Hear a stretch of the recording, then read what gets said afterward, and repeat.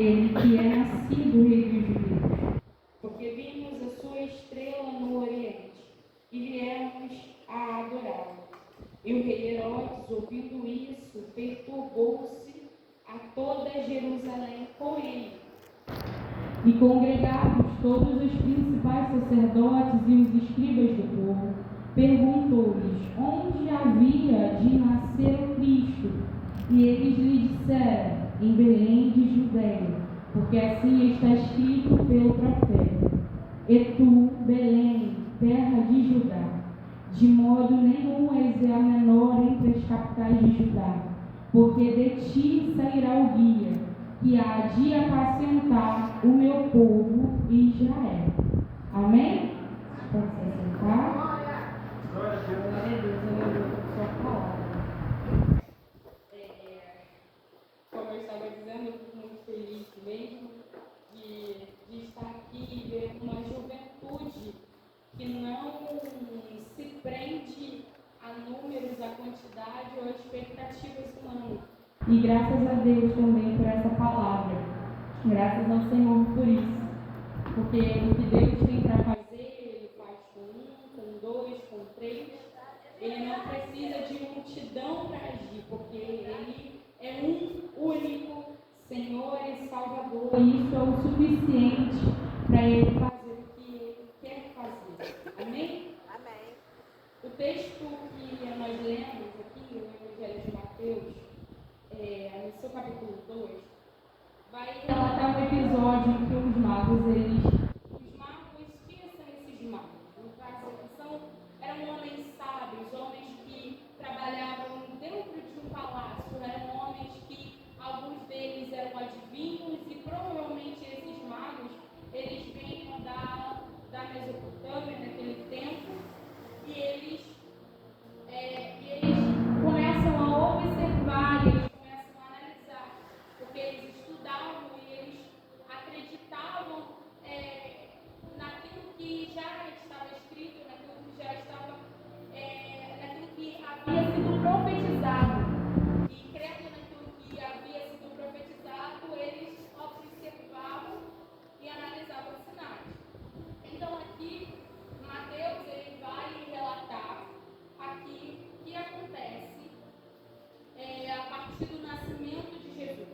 Ele inicia no capítulo 1 falando sobre a genealogia de Cristo, da ênfase à linhagem na qual Jesus vem, e agora ele está deixando com bastante detalhes, ele está sendo bem rico em detalhes acerca do nascimento de Cristo, de onde ele veio e quem ele era de fato. Por que há esse motivo?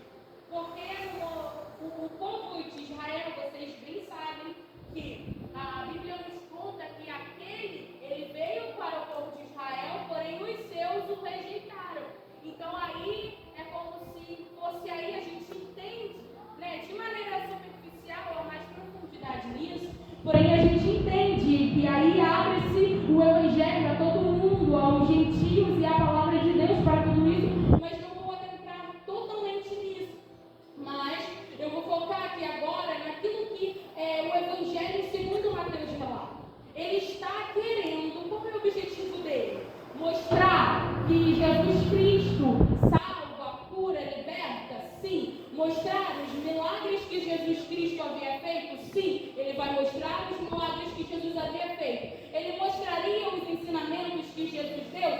Sim. Ele também veio para mostrar os ensinamentos que o nosso Senhor Jesus deu. E veio para trazer uma diversidade de ações que Cristo teve na terra enquanto homem.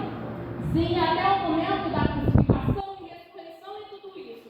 Porém, em todas essas partes em que ele vai mostrar, ele vai também lembrar e fazer com que o povo entenda que aquele Cristo que veio, aquele que veio entre os homens, aquele que pregou, aquele que ensinou, aquele que batizou, os seus discípulos, aquele que ensinou os seus discípulos a batizarem, para não entrar em contradição ao texto da palavra de Deus, mas aquele que curou, aquele que realizou milagres, que transformou vidas e que libertou, era esse o Filho de Deus, o prometido, o libertador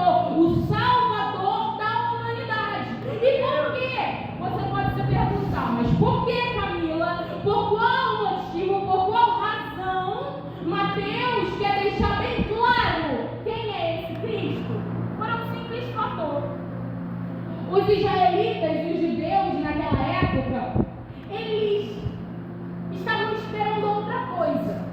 Por que eles estavam esperando outra coisa? Por causa de uma expectativa que eles criaram.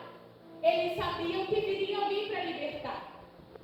Então eles estão pensando, sim, eles virão para nos libertar. O Senhor enviará, como enviou na época dos juízes.